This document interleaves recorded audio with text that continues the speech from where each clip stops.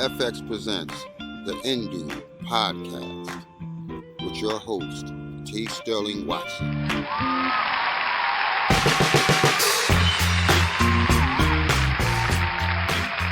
Good morning, Indubians. I'm T. Sterling Watson. And I'm Kortney.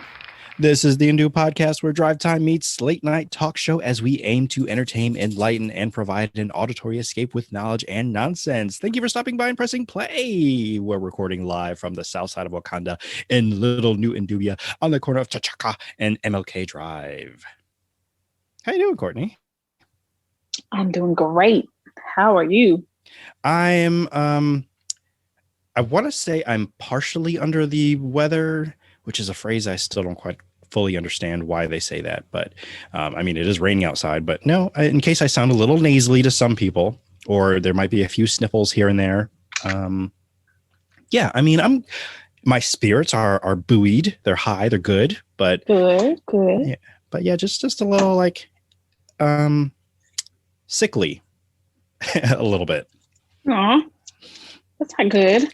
No, and part of it is because I think, and I love him dearly, but I celebrated, I feel like, my first official Father's Day, and the kid gave me a gift that I cannot return. And what was that? I think he gave me like his cooties and just whatever, because he had a cold like for like a couple days, and then I'm like, okay, I'm good, but I realized I didn't have my trusty dusty colies around to combat it, knowing that it was there. But yeah, I feel like I caught it and it was too late, and here we are. Just a little fighting it now. I got my colies, I got all my elderberries, my NyQuil, and I just trying to dose it, and then I'll wake up feeling 100%, and then I'll just kind of start degrading from there. I'm like, oh, it's wearing off. Yeah. Gotta stay up on the meds and stay I was gonna say stay away from the kids, but that's impossible. So oh yeah, because he's a very tactile child and just loves to touch and be all in your face and punch you and just everything, all the things, and his cooties. Exactly. And like I said, he likes to share, right? He does. And I will say, on a sentimental note, that as much, he has so muchness to him that I do love him to pieces. So, and I've never quite experienced the unconditional love of this little 5-year-old. And it just, I never felt like, just tearing down the world for him for whatever it is that he needs or wants. Well, not necessarily what he wants, because I'm like, hey, you're 5. You can't have a bazooka, because no. Not that he's asked for one, but I'm sure if he's seen one, he's like, ooh, I want one. I'm like, absolutely not. But, I will move mountains to get what he needs. And but a bazooka is not what he needs. So. But yes, it makes Father's Day very real for me, and it was a good one. And I forgot to bring the card that my dear Ashley has given me from, I'll say both of them, and she wrote a very touching letter inside. So it warmed the cockles of my heart, or the basements of my heart. So good. Well, I'm very glad that you had a great Father's Day, and thank you. I'm glad you're being very lighthearted about your very special Father's Day present. I am, yes. I'm and then there are times where, because he's still a little sickly as well, so he'll kind of come over and to me very close, 2 inches away, and either cough or sneeze or just be breathing on me. And I'm like, oh, gross. But I'm like, oh, wait, I already have what you have. So, but still gross. Like, just back up just a little bit. But I mean, again, that's him. He's just very, very hands-on, very feely and huggy, and just full of love. And he just shares so much extra love. Yes, I know. He's so full of love. He's bursting and overflowing with it and passing And it to you and Ashley. He did. I mean, Ashley's good. She's been fine, and I'm praying that she stays fine and healthy because all of us can't be sick. Yeah. In fact, the last time he got sick, she got sick, and I didn't. So I guess it was my turn. Family. It's not a word; it's a sentence. So. Uh-huh. Moving on, because it was not just Father's Day weekend, but it was also the official first Juneteenth weekend. So, and that is a sound effect I still don't have yet. I'm supposed to put the well, I have it on my phone, so let me do that real quick. As we say it again, that it was the first official Juneteenth weekend.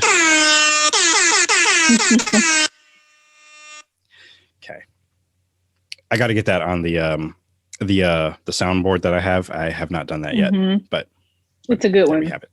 It is because I mean it's first of all, I'll just say that this is our Black history fact because I mean it's the first one, so it's historic, it's legendary. Yeah, I was gonna say that we're alive to see and experience, and it's. I mean, I feel like Black history happens every day of the.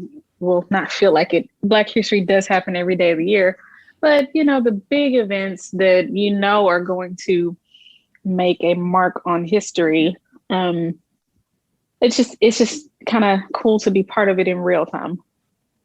Correct. I agree, and it definitely felt legendary and historic, even though because, as I had mentioned before, the child being sickly, we weren't able to attend any events, and we were going to because our town had like an all-day event, and we planned to go, but like that was when he was actually going through his worst at the time. Like he was just miserable. He hadn't slept the night before, and like we can't go out anywhere, so we ended up staying home, unfortunately. But I mean, we definitely I give a lot of props to the library. I mean, libraries in general, they're great. I know you are a strong advocate for libraries. I know this. Love libraries. Yeah. I know they're great, and I'm learning how valuable they really are because they had the information. In fact, I think they were the ones hosting the event, like the Juneteenth event that they were holding. And I was excited to go. It looked like a whole bunch of like food trucks were going to be there, a whole bunch of performances, and just a lot of like Black excellence. And I'm like, yes, I want to be in the midst of all of this and just absorb it all and take pictures and do the things. But hey, we'll have it next year. And officially too. Officially, yes. I can't wait to see. I mean, it's actually already on my Google Calendar, and I think it was on my Google Calendar last year, like before they even officially made it. But one thing I did do is I made sure, because I had to work that night at radio, and I made sure I put my time card like 2 hours holiday time because it is, and I dare one of you to come, challenge me about it, and I'll just say point to like, the president that signed it, and not even the president, but like it was like historic that I think was it both the Senate and the House like unanimously voted yes. I think so. I'm not sure. Oh, well, for the most part, most of like the politicians like, yes, let's do this. So, which I thought was like awesome because that never happens. It hardly ever happens, right? So yeah, that will go down for this episode's Black History Fact. I say that just so I can cue up me playing the jingle, which I'm going to do right now. So Black History. Black History. Black History. Black History. Facts. All right. So, also happening this last weekend or past weekend, Juneteenth weekend, is Virtuous Con, which I didn't even expect to go. But I'm sorry. Did you have a question? Well, what is Virtuous Con? Will you let us know? I am so glad you asked. Virtuous Con, as they describe themselves, is bringing indie sci-fi and comic artists together for a virtual experience like no other. And it's a Afro-futuristic kind of event, I want to say. I mean, that's not just what they do, but there are lots of Black and people of color that just kind of that are part of this event. Either they're moderating or a lot of the guest speakers and panels. It's basically a conference or a con, as we like to go to and talk about and visit. And this one happens to be all virtual. I do not know if they've done this in the past or if they plan to do in-person events, but it was really quite interesting. I only found out because our good friend Nisha had posted that she will be moderating one of the panels. And I'm like, oh, nice. Yeah. Wow. And she was moderating the panel about voice actors. And I'm like, I'm not sure I can go any higher than that, especially with how my voice is feeling, because there's more moments, but I will try one more time. And one of those voice actors was the legendary Phil Lamar. So I'm like, nice. Okay, yeah, I definitely lost it. I couldn't go any higher. But yes, Phil Lamar and a few others, which I did not write any of their names down. I'm kind of going by memory. And there was 4 altogether. But all of them have very good careers so far. They're definitely younger, because Phil Lamar, he even came on and said yeah, I am the I guess maybe the veteran or the senior, the tenured. Well, I don't know. He was great. And I'm like, this dude, I just would like to meet him one day just to, bask in his presence and learn from him how he got his start and so forth and so on, which he did talk about a bit.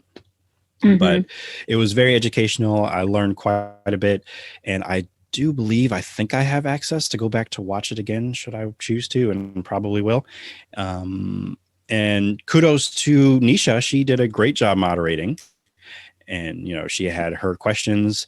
I know this because we kind of reached out and we touched base, and I kind of helped her with a few, questions, and also got a couple of my own in there. I'm like, hey, can you ask them this? Because I always wanted to know, as as an eager fanboy and an aspiring voice artist myself. So, but yeah, it was really inspirational, educational, and entertaining. So it was great to hear from all of them describing their experience and being Black or brown artists in this industry where there aren't a lot of them in the representation there. So nice. That sounds awesome. It was great. I got to see 4 panels altogether. The other ones I saw was about storytellers, and more so those writers or showrunners in the writer's room and creators of shows, and just discussing what were they really talking about. I didn't intend to watch it. I'll put it this way, but it was like, I'll check it out. Because I was trying to pass time to get to some of the other ones that were on. But it was definitely interesting there, and just talking about what it takes to get in the room and the influence that you begin to have. And sometimes it's that battle sometimes between trying to tell the story you want to tell versus what the sponsors or advertisers are really looking for. I could be confusing this one to the last one that I was in, but the next one I went was about animators, and basically Black animators and how they tell stories, and again, representation, how that matters. And then the last one was about Black history in fiction. And I think that may have been one of my favorite ones, because that one they spoke with, I wish I caught it from the beginning, because I don't know where a lot of their backgrounds are. I really want to say that they're either writers or educators, or I'll just say educators, because they came with a lot of information, and what they really focused on was shows like Lovecraft Country, Watchmen, Black Panther, and using Black history to tell a story. And it was just really great. And even a friend of ours, someone that we met back in Baltimore, Aqua, I don't remember her last name or if she gave one, but that's you would know her if you saw her, but yes, if you remember her. But yeah, she was the moderator for that one, and she also did a really great job. And even got kind of emotional based on some of the answers that were given. Because I mean, it got really real, like what they were discussing. And I can't even go into detail because I need to set up the whole context of what they were discussing to explain what made people so emotional about what was being said.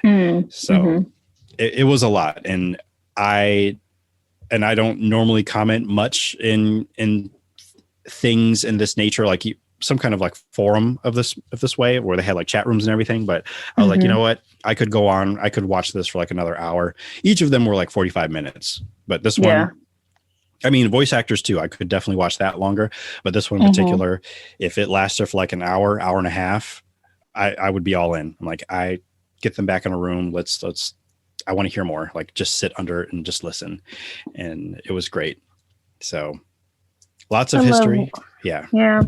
I love when a conference or even just a conversation really impacts you like that and just makes you craving for more and loving, every bit of knowledge that's being imparted to you. I love that feeling.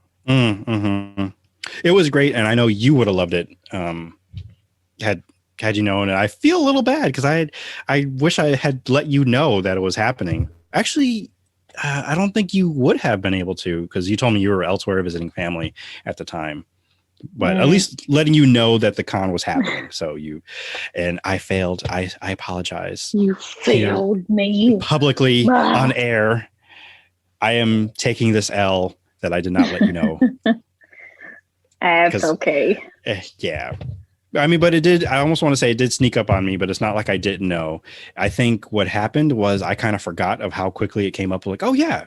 Because I'll tell you, I was not intending to go because I thought I was going to go to the Juneteenth festival thing that was happening. So then once I realized like, oh, I'm not going to go or I'm not going to be able to make it. I was like, oh wait, I can go to the con. I forgot I registered for everything. And so I, just hopped on in and that was that. So, but it was a 2-day event. So I missed most of the second day because of churching. It was all good. So, there we have it. But I'm glad it worked out. So those who may be interested and want more information, I don't know if they have do they have a main website? I think they do. Just in case like they do it again next year or they have more things or because they have other panels, like they have master classes, which I didn't get to see any of those. So I don't know what that is yet. Let's see. I want to make sure that I get their website correct. And they had it pinned, but they changed it. I really want to say it is. Yes, it's Virtuous Con. Wait, is that it? Yeah, virtuouscon.com. Okay. So do check that out, and you can follow them on Twitter at @convirtuous. So go check that out. I don't, other than the fact that they do rely heavily, like a lot of the discussion they talked about with like comics and sci-fi, a lot of space related things. And that is what I'm using for my segue for space. Space. Yes, I have space news for you, Kortney. Let's hear it. I'm excited. All right. Is this it? Yes, it is. I'm not going to read the whole article, but I guess I could post it later because I realized, like, as I was reading, I'm like, some of this isn't as exciting as I thought it was when I read it. But it is I'm just reading the headline first. Record breaker. Scientists spot earliest known supermassive black hole storm. Oh, wow. So, yeah. I mean, that's kind of what grabbed my attention and made me click. I'm like, what? What is this? You don't hear about that very often. Black hole storms. Correct. And the next line is these black hole winds, and this is in quotes, but I guess you just go with it. These black hole winds blew about 13.1 billion years ago, and at a massive maelstrom, great word, that raged in the universe's youth could help scientists better understand how galaxies and their center black holes interact. Most, if not all, galaxies harbor a supermassive black hole at their core. Our own Milky Way has one, for example, a behemoth known as Sagittarius A, which is about as massive as 4.3 million suns. Because we can fathom how big 4.3 million suns is. Right. I mean, I have a hard enough time just trying to imagine how big Earth is compared to the sun. And yeah. it doesn't make sense. It doesn't. And then they say you can fit like 37 or 60 something Earths within Jupiter. And like, I can't really imagine it. Because it's literally mind blowing trying to sit there and imagine how size relative to that. My favorite scale, like those size comparisons, is just the one. I mean, it's I don't know that it helps me grasp anything any better, but it essentially says, this is Earth. This is what this is where you are. And then it says, next up or next in size is like the sun. And then next in size is like, I don't know, a bigger sun. and it's like, it's kind of animated and it just keeps getting bigger and bigger and bigger. And I say it's my favorite one, but that's the only one I can think of that gives me some sense of visual comparison, size comparison. It still doesn't quite compute because we're talking about huge, massive objects that I've never seen like in person. Correct. So it doesn't, like, I don't have the right frame of reference to see Earth as a whole and then to see it like microscopic compared to certain, like, I forget the term, like the supermassive, not black holes, but like the big stars that are about to explode into black holes. Not a nova. Well, supernova is when it explodes or it has exploded. Well, you get what I'm saying. It's hard to wrap the mind around these things, but I do like the digital like size comparison vids just because that's all I got. And it seems to make sense a little bit. I will tell you that there is a whole YouTube channel that's all they make is just size comparison videos where they start with the smallest and they just keep going to the biggest of whatever. And I think I may have sent you one or two of their videos. I feel like I might have, but I also know the one that you're talking about. I think I've seen that too. But this one, yeah, because they come out with new ones like every couple weeks or so. And like, ooh, another one. But I'm never like in the mindset like, ooh, I should watch this later, and then I forget usually. But they're pretty cool because they will do like fictional spaceships or something. So they'll compare either that or they'll compare like the biggest buildings, and then like you said, biggest. Yeah.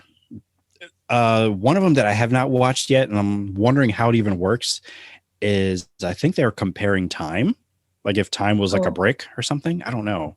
Oh wow! I haven't watched it yet, so I don't know how that works. So it sounds interesting though. It does. I was not prepared to discuss them, so I don't have their channel queued up. But I can probably do that as I segue into whatever next segment I'm going to. And I'm just scrolling through this article just to see if there's anything else kind of interesting about it. I think I just like the idea of space wind. But since we talk about black holes so often, like this one was like the most recent article that came up regarding black holes and the fact that there's black hole storms. When really, I think they're just talking about the disk that swirls around a black hole and how that rips apart and how that itself is the wind that they're discussing. And I think that this particular black hole that they're observing may be like the oldest thing that they've discovered so far, like out there in space. So yeah. And it goes into some crazy specifics that, again, I have a hard time grasping. So I don't think I could even describe it in layman's terms, which I do attempt to. And I got to give a shout out to Dan, a friend of mine at work, who likes how I break things down to make, people understand some of the technical things that we like to talk about. But I'm like, I don't think I can even wrap my head around this one. So yeah. Because, it's massive. Yeah. Yeah. But other space related things, something that we've been kind of alluding to, but never getting to because either things keep happening or like, we have got to talk about this. Before I do that real quick, I have so many tabs open on my phone, and now instead of actually telling me how many tabs, it just has a colon and a capital D, which if you type that out is just like a big happy face. So I'm like, what are you trying to tell me, phone? I think you're starting to break it. I don't know, but I know I used to tease my sister often about how many tabs that she would have open on her laptop, which still happens to this day because I was at her house recently and doing something on her laptop. And yet again, she had thousands of tabs open. I might be exaggerating. I might not be. I think she had like 2 or 3 separate windows and then several tabs open on each of them. And I'm like, why do you have so many open? Why? I have a lot of tabs open on my phone too, though. Not apps, but just like a lot of, I'm looking at my apps. There's like 6 open now, but that's okay.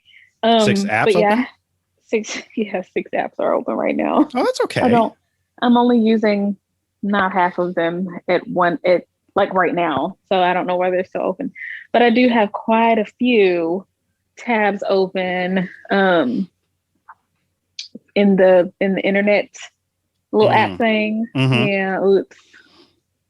Yeah. And I know the reason why some of because it's not a secret, but I do have 2 phones. So the iPhone, the Safari app that I have, there are several web pages that are open because of links that are sent, and yours, not yours truly, but I'm talking to you, present company. You're the one who sends me the most links, and a lot of them are open because of things that you send me. So I'll watch them and do whatever, but I won't close them because I kind of forget until I go back like, wow, there's so many tabs open. All of them are from YouTube. What's happening? So yeah.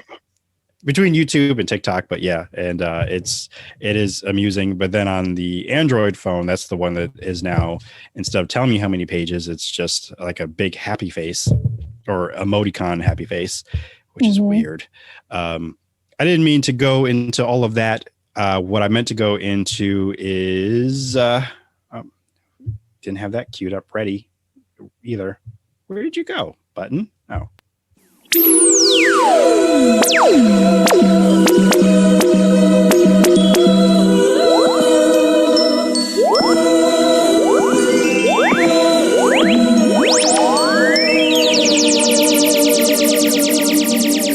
Yes, you all know what that means. Yeah. My you sound favorite, a little worried over there. My favorite portion of podcast. The headline reads, UFOs are real. That's the easy part. Now here's the hard part. Now this is a very, very long article that I've pulled up, and I'm not reading all of it. I'm just going to make references to parts of it. I will have to post it later in the show notes. I've really been trying to gather as much information because when Kortney, when you first came to me saying, hey, how come we haven't talked about this? And I'm like, yeah, you're right. There has been a lot going on. And that's actually been the general consensus of the rest of America that cares about UFOs. And like, why are we now just saying that, they exist when, first of all, I think you kind of said, hey, we know that this is real, but can we talk about how the government's talking about how they are real as well? So I'm like, oh yeah, you're right. Yeah, let's do this. Yeah. Yeah.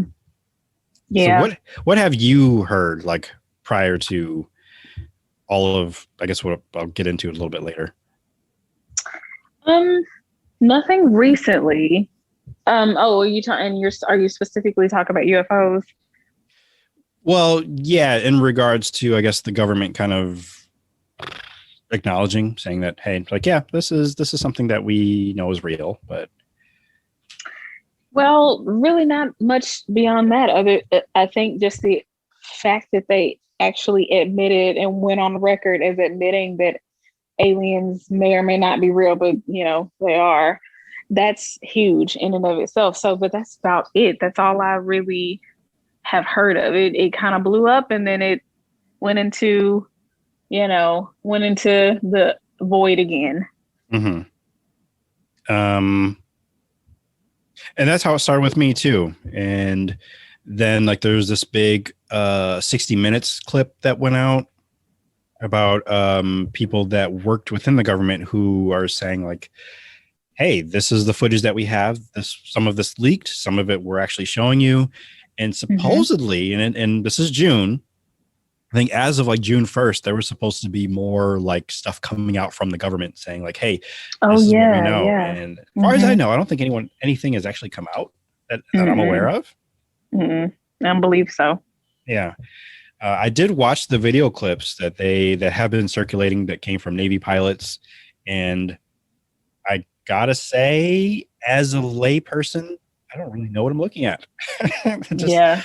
And they even in the article that references them, they too even kind of explain that it's like, yeah, they look like Tic Tacs just kind of flying around. But the fact is that the pilots or these professionals who know what they're looking at on screen and know how to follow whatever it is that they're looking at, they're the ones, like it's more so their responses to what they're looking at that makes this credible. Interesting. Yeah. They also don't refer to them as UFOs. I'm looking for what they call them. UAPs, which stands for Unidentified Aerial Phenomena. Oh my gosh. Yeah. Okay. So I mean, it's still an unknown flying object, but it's an aerial phenomena. Because I don't know why they have to differentiate the term. So do they acknowledge that both are a thing, UFO and would you say UAPs? UAP? UAPs? I don't know if that's what they call them. But no, I don't. Reading this paragraph here that I don't think that they actually, not a real difference between the two. Okay.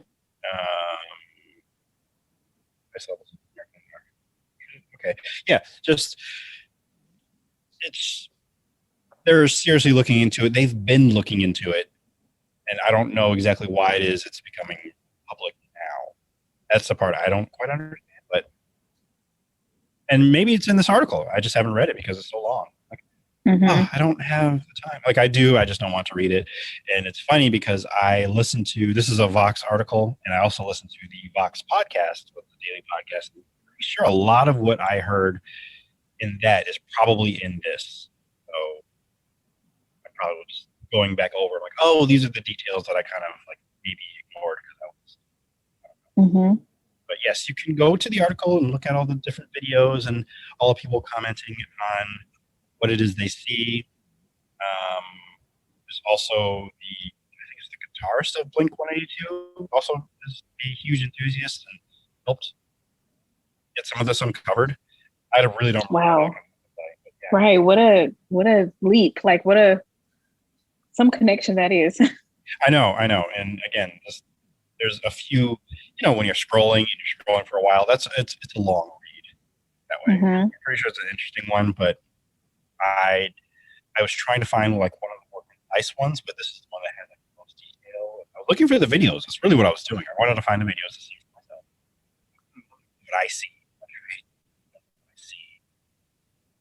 It's like Tic Tacs, I guess. But yeah, interesting.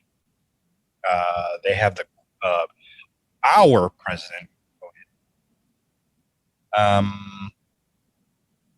There's footage and records of objects in the skies that we don't know exactly what they are. We can't explain how they moved or trajectory. That's a quote from our president, Barack Obama. Even he's aware. Correct. Yes. Yeah, and it's crazy that he's the only, well, I don't know that he's the only like government official who's like, I don't know, confirmed what everybody knows. Is he, do you know, is he the only one that has actually confirmed it? Surely not. The politician? Yeah, politician. I want to say maybe a few others, possibly maybe ones that are quoted, but they actually might be government officials. Like they're not politicians, but like they're like high-ranking official people. And Mm-hmm. I don't want to give any credit to the orange Cheeto that left, but I'm wondering if that's the reason why he's like, we need Space Force.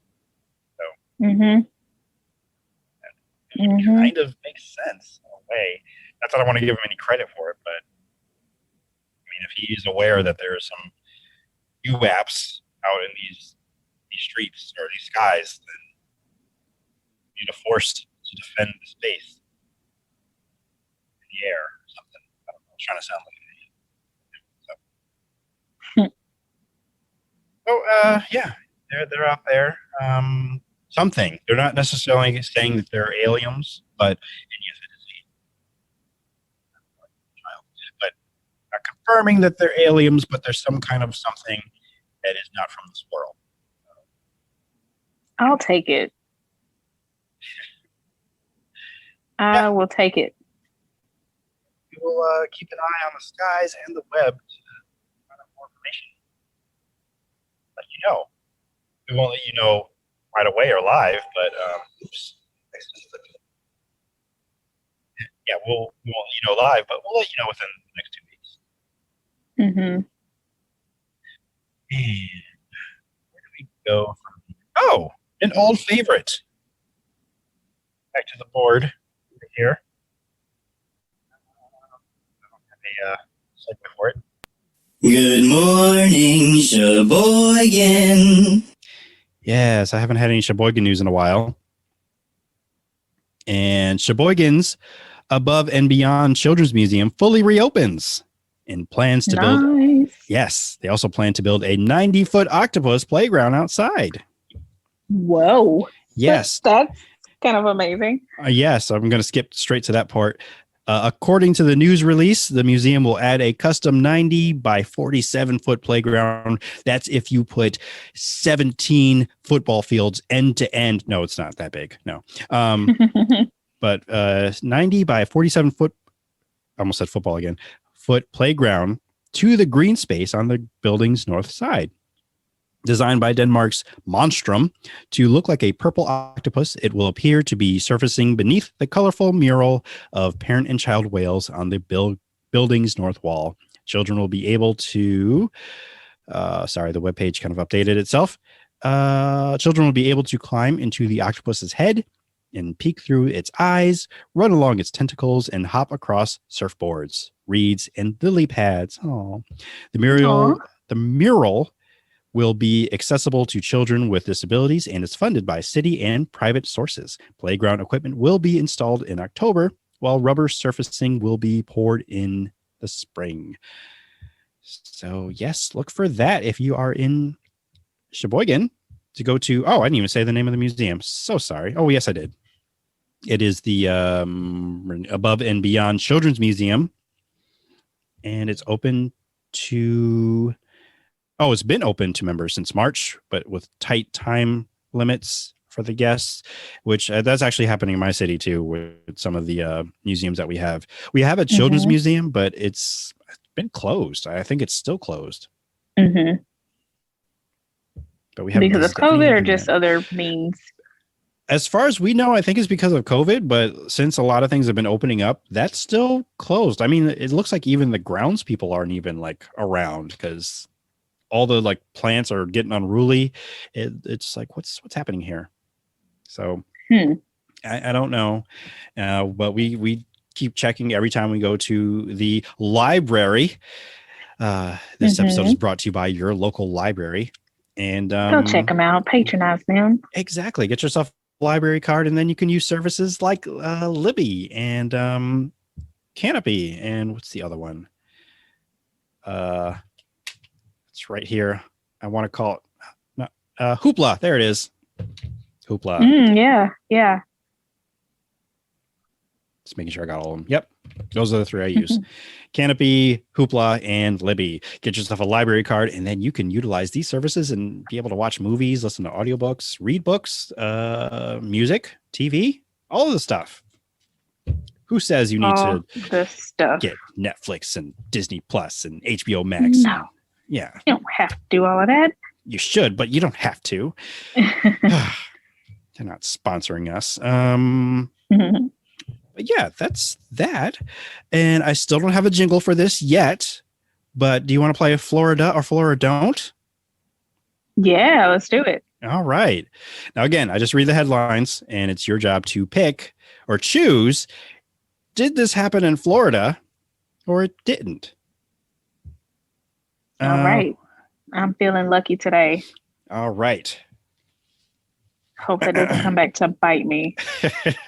Like an alligator. Chomp, chomp.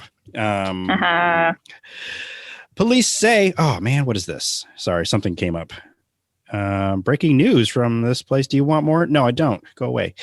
Police say a man pulled a gun on a Starbucks employee who turned out to be the police chief's daughter. Didn't happen in Florida. You're saying it didn't happen in Florida. Did not happen in Florida. Did not happen in Florida. And the first line of this article says, a Florida man is accused of pulling a gun on Starbucks employee who turned out to be the local police chief's daughter over not having cream cheese for his bagel. Like that's her fault. Florida. Come Florida. on, guys. Come on, folks. Oh, you missed the first one, but that's okay. Let's keep going. That's okay. Where is the next one?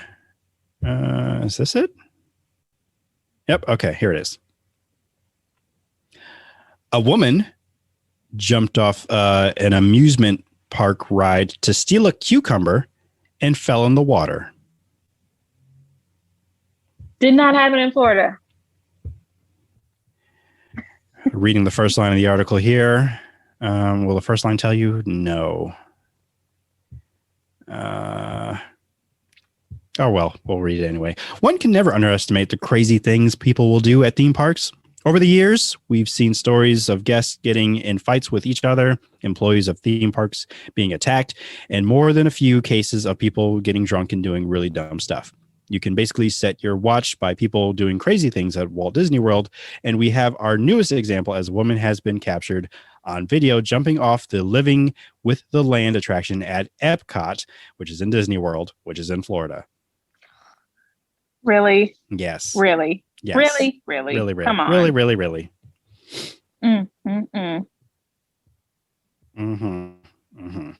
Thought I had a third one. Oh man. Well, might as well do it since it's here. Let's go. Okay. Let me just check to make sure I didn't have any other ones here.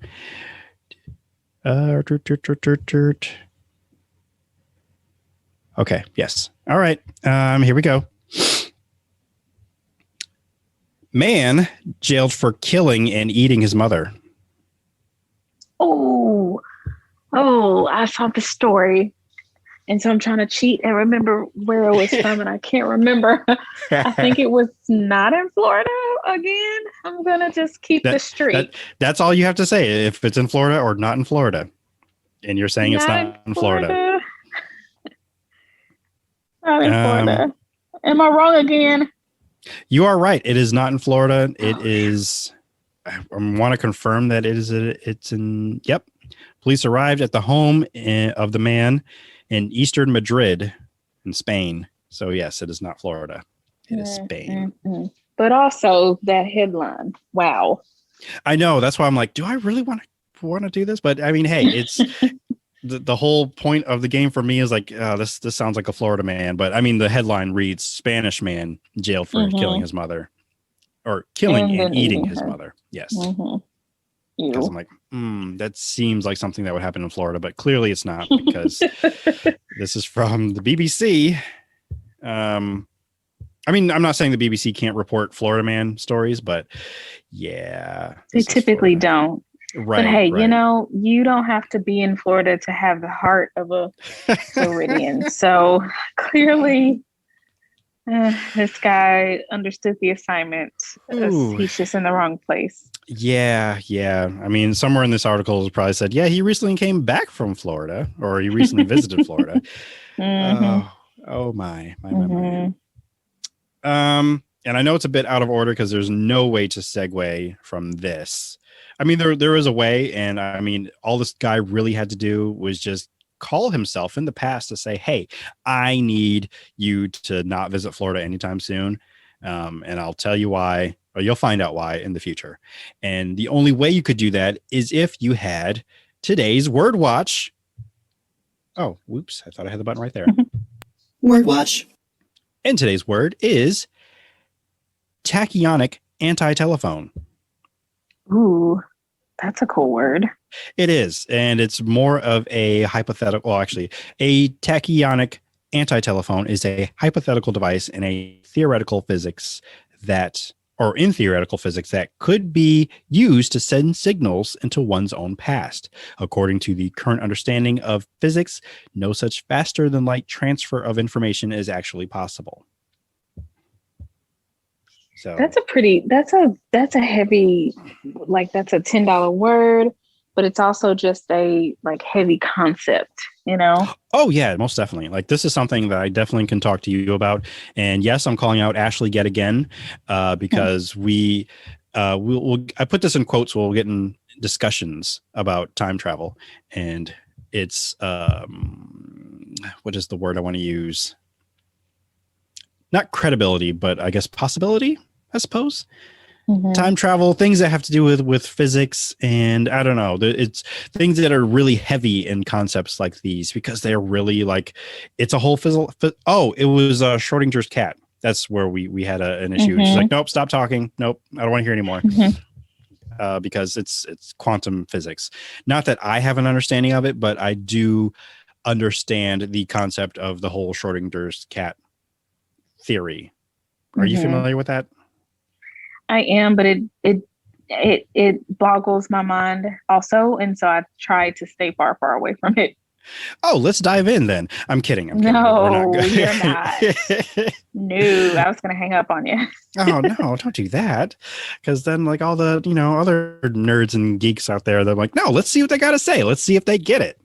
So I don't get it.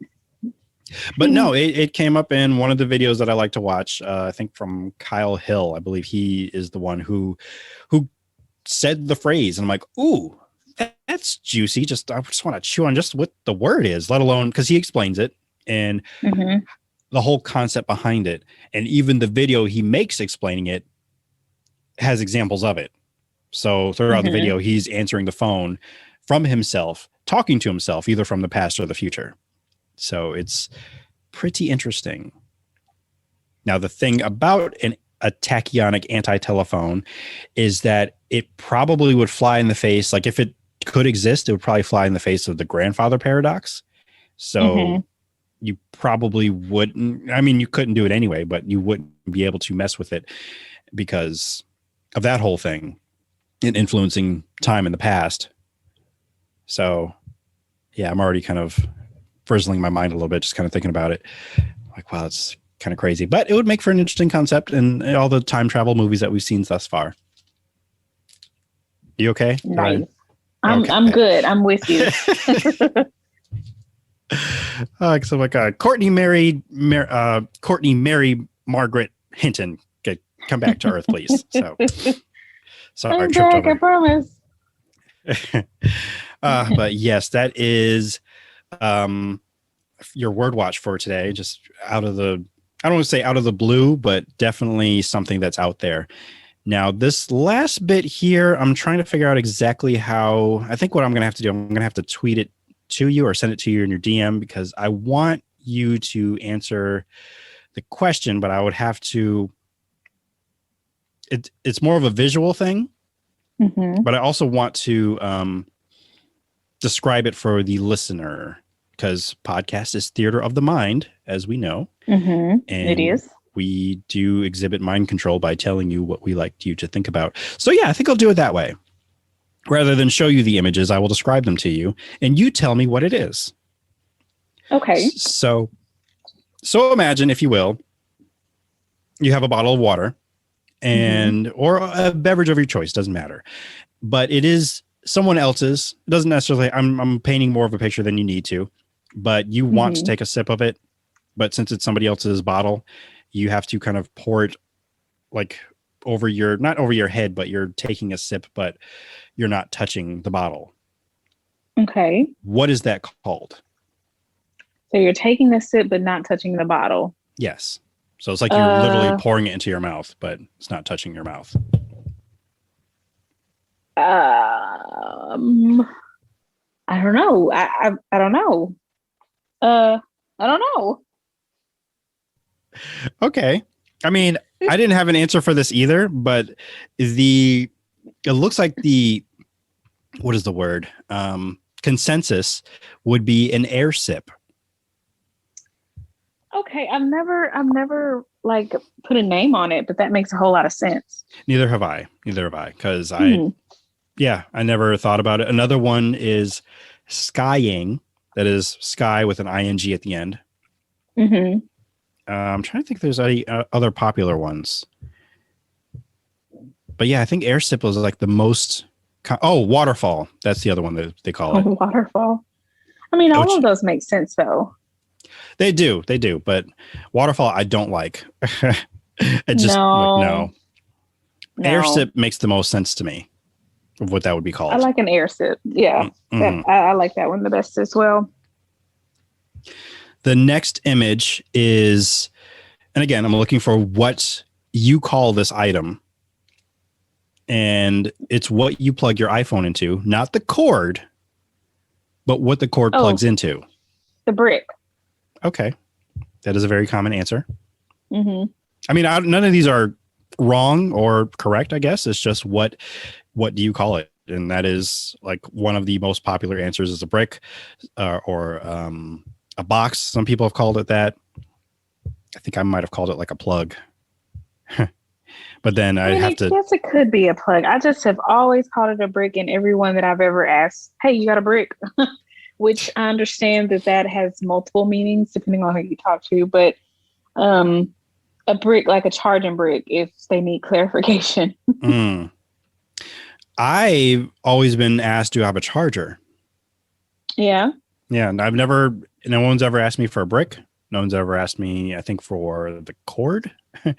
But because it's sometimes at this point, it's like two parts. It could either be an iPhone you have or Android. So yeah, you got to come prepared. I didn't realize that this person actually did a poll for the first one, and waterfall got 78%. Skying got 11%, and air sip got 9%. 2% goes to birdie. Never even heard of that. Birdie? Birdie. Yeah, that doesn't make sense to me. I don't understand. I mean, my mind can go there, but I don't think I want to. Right. I mean, I don't see it. The last one, and I'm just going to describe the scenario. I just want you to fill in the blank of what you call it. Go into the grocery store, you go reach for to put your groceries in. Bag, sack. It's got wheels. A cart? Just a cart? Yes. I feel like that is the correct answer. Yeah. A shopping cart. Mm-hmm. But we just say cart. Yeah, I feel like that is the correct answer. Other people I think have said buggy, carriage. Yeah, buggy. I say buggy every now and then. If you're across the pond, a trolley. Because trolley has come up a couple times on this. And I keep forgetting what it is that that Ashley calls it. I'm throwing her under the bus again. I think she calls it a buggy. No, not a buggy. Maybe it's a carriage. I don't know. She calls it something, or I think it's a basket. Maybe it's a basket. Yeah, or basket carriage would work too. I can see basket. But they have literal baskets. They do, but basket is the lowest on the list, but I've called it a basket before. Like if it's the only one around, then everybody knows I'm talking about it. But like cart or buggy are probably at the top of the list for me. I'm just gonna ask her real quick, see if she can tell me. Because I just want to get it on record because I tease her about it each and every time that we go shopping. And then she's like, hey, get the, I'm like, really? Because to me, it sounds like older people use this term in my head. So I'm like, who are you? And nothing's wrong with that. Nothing's wrong with it, but it's one of those things I like to tease her about. So, but yeah, that's I think the last thing there. I do want to give a shout out to all the newer listeners that people have been telling me, or they've been listening, and they've been also listening to the back catalog, which always makes me like, because I mean, the older episodes, they're not bad, but there's definitely been a journey from way back from episode 0, episode 1, and then when Kortney, when you joined around, I think episode 6 or 7, around there somewhere. And from where we got to now, there's been growth and changes. A lot of growth. Yes. She calls it a carriage, by the way. Okay. Shopping I like carriage. that though. You would. You two like to band together. It's all good though. Love you all. But yeah, shout out to them. I thank you so much for listening and supporting, for all the new listeners, all the old listeners especially. And I'm grateful for you guys. I'm really grateful for my patrons over at Patreon, including a new one, which is my own father. He's become a patron recently. Thanks, Dad. Yeah, thank you so much, Dad. The reason being, he wanted to hear my review for Jupiter's Legacy.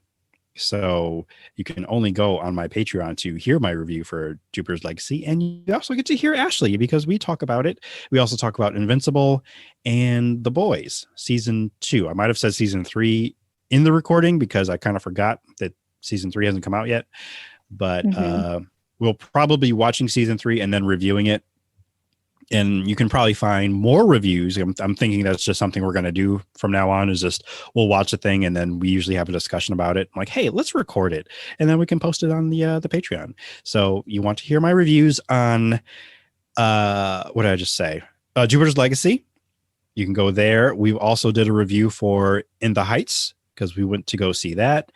And we did not talk about the whole colorism and all of that's been going on, because honestly, we didn't know that was even we weren't aware of it. We were just discussing our experience with the movie. Yeah, apparently that's a big thing too. It really is. And I mean, it's legitimate, it's valid, but we just went to go see the movie and we just talked about it for what it was. She saw the actual musical when it was a Broadway thing at the time, so she kind of compared it to that, and just our experiences through it, which I'll just say was positive, and we really enjoyed it. We thought it was really good. But if you want to hear more details, I think we recorded 18 minutes worth of, I almost said footage, but of review of us talking about it and how we felt afterwards.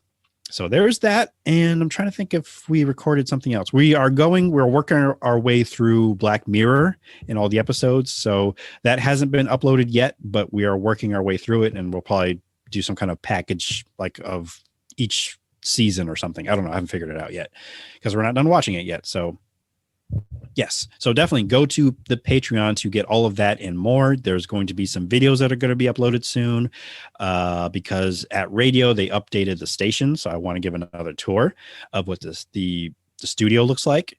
And you get to watch me go on air live. And there'll be some other things. And episode 150 is coming up too. So we're still kind of figuring out what we're going to do. So stay tuned, I guess. Something will happen with that sooner or later. Yeah. 150. Yeah, 150. Come such a long way. I look at my watch as if that means something, but yeah. I don't know. But yeah, that's it for news. Do you have any I'll ask, do you have any recommendations?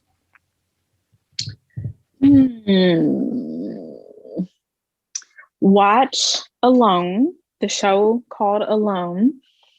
I know that it's on Netflix. It might also be on Hulu at the time of this recording, but I'm not sure. But for sure, there's at least one season of Alone on Netflix, and I highly recommend that show. It is I was gonna say it's very survival based, but the base part is like it's a hard survival show. Like it's not really reality because there's no real. Well, there are prizes, or there's a winner, basically who can outlast the others. But the unique part about this show, the unique part about this show is that they're dropped off in a remote area, and the only footage that there is of them that creates the whole show is them recording themselves. So they're actually alone out in the wilderness or out in some terrain that's like a challenge of a terrain.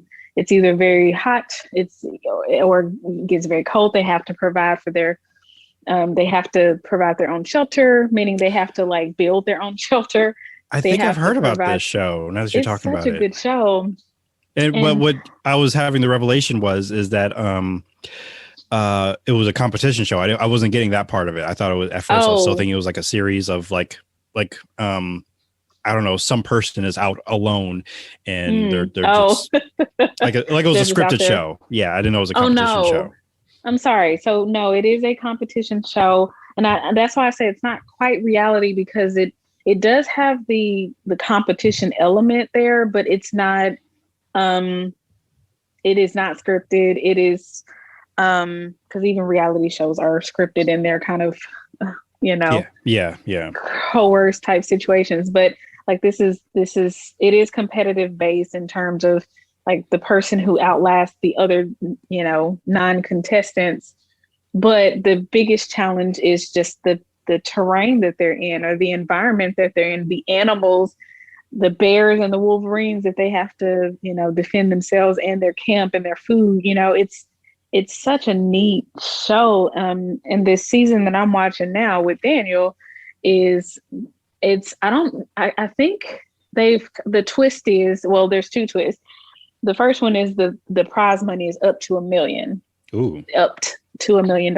And so like in previous seasons, I think it's been only 100,000, which is not bad. Right. I could use it. But it's also like, it's, but I mean, would you prefer 100,000 or, $1 million? 1 million?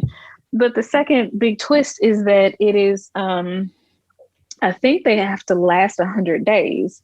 So in previous episodes or previous seasons, like I said, it's been, you have to be the last man or woman standing. Most times they'll last, into the 20th or 30th day, maybe longer. No, I think there's longer times they've stayed out there, but it's just whoever is the last person standing. I think in this particular season, they have to last the whole 100 days, regardless of if they are the last person standing or there's other people. I'm not sure how that would work, but they're in like the Arctic Circle, which is a very hostile in terms of it doesn't provide a whole lot. So it's just so interesting to see. And I'm just so curious as to, see who's going to win it. I love it just to watch how the old survival techniques that were passed down from our ancestors and, the oldest humans who lived in these conditions and how they survived it and how they did it. It's just very interesting. Wow. I highly recommend it. All right. It may get thrown into the rotation, so we shall see. Do it.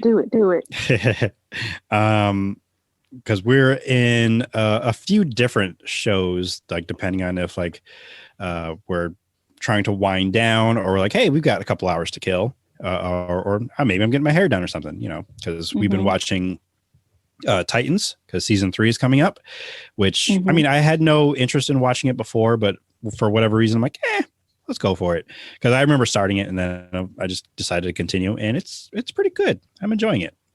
So there's that. But I will recommend a show that I've been hearing about for quite a while. And this is actually going to be, I'm going to recommend two things, and they're on very opposite scales of each other. So on the harder side, I will say P-Valley is a very good show. Only 6 episodes in an 8-episode season. It's not quite the show I think anyone would probably think I would be watching or let alone recommending, but the drama is real. Like, oh my goodness. And I think that was also because I was watching some other show, which was kind of not good. So I'm like, And then all of a sudden to drastically switch to this show, which I think was even listed under recommendations of what I was watching. And I'm like, wow, this is like really, like the story is really good. The way people are written. It takes place in the Mississippi Delta, and those accents they seem very genuine. And I just love listening to like just Southern accents in general, but it was just like just dripping with just authenticity. And it's just a really good story and a lot of drama. And I think I might've even was texting you at the time, like just capital letters and drama because of like, she stole her money. What? Oh no, they're in jail. And yeah, it just kept going. And like, I really do enjoy a show where I have no idea where it's going, how it's going to turn out. And it'd been a while since I've seen something like that. So, and now I kind of get why so many people either on Twitter or even in a few of the podcasts I listen to, why they were talking about it so much, because so much that was happening. I'm like, and I will just put it out there. I thought it was a show about strippers. It is, but it isn't. Like that is the back, the kind of where it's setting, but it's like so much like more than that. So it's quite a show. On the other end of the spectrum here is Luca. I'll recommend Luca because it was on Disney, on Disney Plus, the newest Pixar fare. It's very lighthearted, gentle, friendly. Apparently it'd been making some people cry. So maybe Kortney, maybe you probably, but I get where they thought it would have made them cry. I'm like, come on now. I mean, I know Pixar is good for being a tearjerker factory, but I think some of y'all are just getting a little soft, I think, because this one, and by no means am I discounting it. I'm not saying it's bad at all. It just wasn't like, y'all cried to this? Really? But Ed, that's just me. I wasn't, led to like any tears or tear jerk. I didn't feel it at all. Not like Inside Out or Up. What's another one that got me? I can't think of. There was another Pixar one, but I know people were almost like weepy eyed either at Toy Story 3 or 4. I think it was Toy Story 3. I didn't. I mean, I felt it, but I didn't like. I see where this could make you want to weep a little bit, but no, I'm good. But Luca's good. I enjoyed it. It's kind. It's a love letter to Italy and friendship and Vespas. Aww. So that's always fun. Yeah. So definitely check it out. It's a good family, warm-hearted movie for the family, and it's good.